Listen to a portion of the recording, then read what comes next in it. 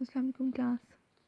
हाँ जी बेटा, ring theory का नेक्स्ट आपके पास थ्योरम है। Show that the ring of Gaussian integers form an Euclidean domain.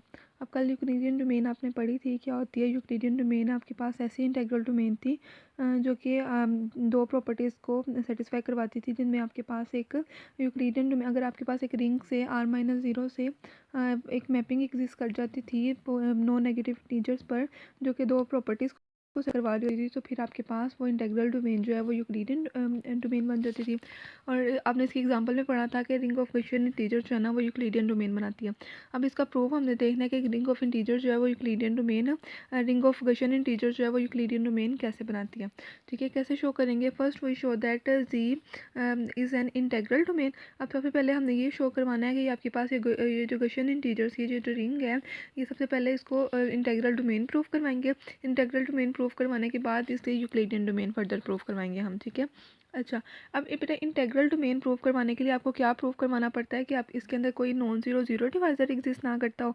अब बेटा इस केस में ना आपके पास यहाँ पर इसको प्रूफ करवाना ना थोड़ा सा डिफिकल्ट होगा, तो हम इसलिए इसको किस तरह से प्रूफ करवाते हैं, हम इसे सब रिंग प्रूफ करवा देते हैं। ठीक है, सब रिंग प्रूफ कर हो जाएगी ना, अगर ये सब रिंग प्रूफ हो जाएगी कम्प्लेक्स नंबर की, और आपके पास कम्प्लेक्स नंबर जो है ना वो आपके इंटेग्रल डोमेन होते हैं, ये आपने प्रूफ किया हुआ है पिछले रिंग थ्योरी में भी, तो फिर आपके पास ऑटोमेटिकली प्रूव हो जाएगा कि ये जो रिंग ऑफ गशियन इंटीजर जो है ना ये भी इंटेग्रल डोमेन है। ठीक है, तो यहाँ पर हमने क्या कर लेना है, इसे अब सबसे पहले सब रिंग प्रूफ करवाते हैं। सब रिंग प्रूफ करवाने के लिए देखें, सबसे पहले यहाँ पर हमने ले लिया वन जो है वो वन इक्वल्स टू, हम इस तरह से लिख सकते हैं 1 + 0 आयोटा की फॉर्म में। अब वन जो है वो इस गशियन रिंग ऑफ इंटीजर को बिलोंग कर गया, तो ये प्रूव हो गया कि मतलब ये हमें मिल गया कि ये रिंग जो है वो नॉन एम्प्टी रिंग है, इसके अंदर कोई ना कोई एलिमेंट्स जो है ना वो लाजमी तौर पर एग्जिस्ट करते हैं। अब इसके कोई भी दो एलिमेंट्स ले लिया, x Y belong to G I.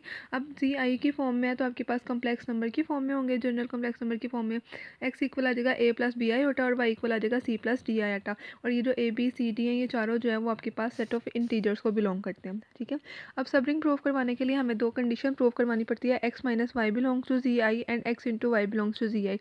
तो यही दो कंडीशन प्रूव करवा देंगे। एक्स माइनस वाई करेंगे तो आपने क्या कर लेना है, एक्स में से वाई को माइनस करके रियल पार्ट को लैदा कर लेना, कम्प्लेक्स पार्ट को लैदा कर लेना। अब ए और सी दोनों इंटीजर्स से, तो इंटीजर्स को माइनस करने से भी तो आंसर इंटीजर ही मिलेगा ना, तो इसलिए ए माइनस सी और बी माइनस डी दोनों इंटीजर्स को बिलोंग करके आपके पास ये एक्स माइनस वाई जो है वो इस सेट के एलिमेंट्स की फॉर्म में लिखा गया, जिसमें आपके पास दो इंटीजर्स से मिलकर एक कम्प्लेक्स नंबर बन रहा है।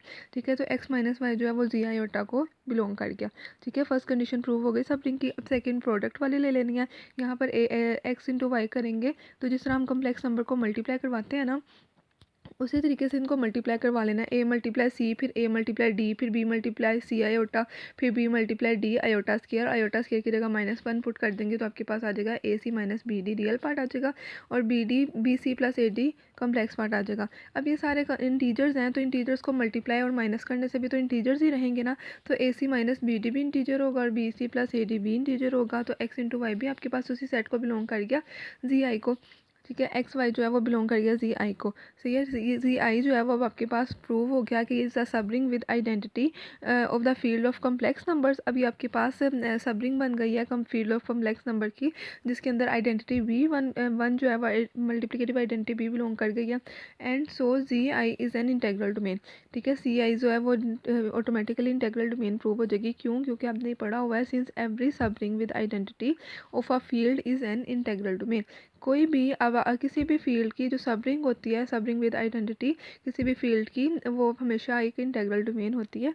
ये पिछले रिंग थ्योरी में ना आपने ये थ्योरम पढ़ा हुआ है। ठीक है, तो क्या आ जाएगा, सिंस एवरी सब ring with identity of a field is an integral domain, तो आपके पास जी आई जो है वो सब रिंग भी है और विद आइडेंटिटी भी है, तो ये प्रूव हो गया इंटेग्रल डोमेन। ठीक है, अब इंटेग्रल डोमेन बेटा जी आई प्रूव हो गई। अब हमने क्या करना है, जी आई से जी आई माइनस जीरो से नॉन नेगेटिव इंटीजर्स पर एक मैपिंग फाई डिफाइन करनी है। ठीक है, जिसके अंदर दो प्रॉपर्टीज़, वो डिविजिबिलिटी वाली और डिवीजन एल्गोरिदम वाली होल्ड करती हो।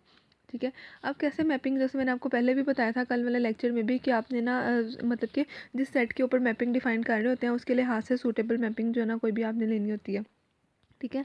तो डिफाइन करते हैं कि mapping ji i minus zero से जी पॉजिटिव यूनियन ज़ीरो पर किस तरह से डिफाइन करेंगे। अब कम्प्लेक्स नंबर पर मैपिंग डिफाइन होती है और जाना है आंसर इसने एक नॉन नेगेटिव इंटीजर देना है। ठीक है। तो अगर हम कम्प्लेक्स नंबर को उसके मॉडुलस के मतलब जी कम्प्लेक्स नंबर पढ़ा हुआ है ना, कम्प्लेक्स नंबर का मोड जो है वो आपके पास किसके इक्वल होता है, उनके रियल और इमेजिनरी पार्ट का स्क्वायर लेकर उनको ऐड करके होल्स का स्क्वायर रूट ले लेते हैं।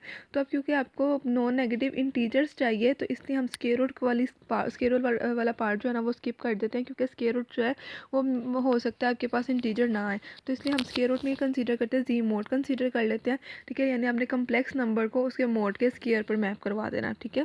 तो कैसे आएगा, मैपिंग कैसे डिफाइन करेंगे कि 5 जो है वो जब किसी complex number a plus b iota पर मैप होता है तो आंसर आपको देता है रियल पार्ट का स्क्वायर प्लस इमेजिनरी पार्ट का स्क्वायर, यानी कि a square plus b square. ठीक है। देखिए आपके पास a स्क्वायर भी इंटीजर है, a भी इंटीजर है, b भी इंटीजर है, उनका स्क्वायर भी इंटीजर होगा और ऐड करने से भी इंटीजर ही आएगा और दोनों स्क्वायर की वजह से दोनों पॉजिटिव नंबर इंटीजर्स होंगे, तो इसलिए आपके पास ये जो एलिमेंट है ये इसी सेट के अंदर जाएगा। ठीक है।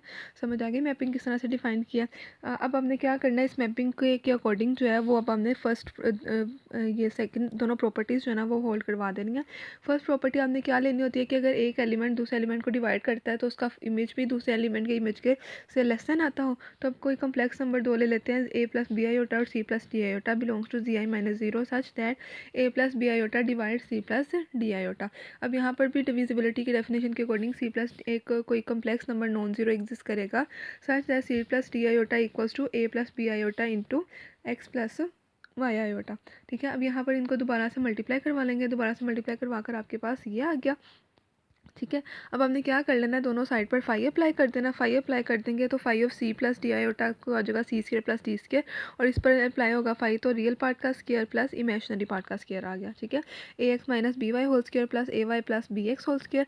अब इसको क्या कर लेना है, इसको स्क्वायर के फॉर्मूले को ओपन कर लेना है, a square plus b square minus two a b, a square plus b square plus two a b. अब ये दोनों टू ए बी और minus two a b x y cancel out हो जाएंगे, इनका स्क्वायर ओपन करके लिख लेंगे, आपके पास ये बन गया। ठीक है।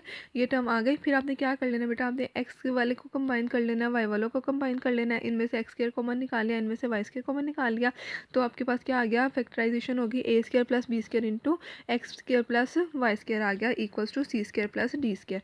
अब ऊपर आपने लेट किया था ना कि आपके पास नॉन जीरो कम्प्लेक्स नंबर है, अब नॉन जीरो कम्प्लेक्स नंबर है तो इसका जो ये मोड होगा x square plus y square ये भी तो आपके पास 1 या 1 से बड़ा ही होगा ना, 1 से ग्रेटर देन इक्वल्स टू होगा, तो यहाँ पर इसकी जगह आप greater than equals to 1 put कर देंगे तो क्या आ जाएगा, c square plus d square greater than equals to a square plus b square हो जाएगा। ठीक है। अब देखिए आपके पास ये c square plus d square phi of c plus d iota और a square plus b square phi of a plus b iota, तो यही हमने प्रूव करवाना था कि अगर ए सी प्लस डी आयोटा उसको डिवाइड करता हो, a plus b iota c plus d को डिवाइड करता हो तो उसका फाइव जो है इमेज वो भी आपके पास उससे लेस देन ही हो, तो इसको सिर्फ चेंज करके लिख लीजिएगा तो आपके पास फर्स्ट प्रॉपर्टी जो है ना वो प्रूव हो जाएगी। ठीक है बेटा, फर्स्ट प्रॉपर्टी प्रूव हो गई। अब सेकेंड प्रॉपर्टी प्रूव करवानी है।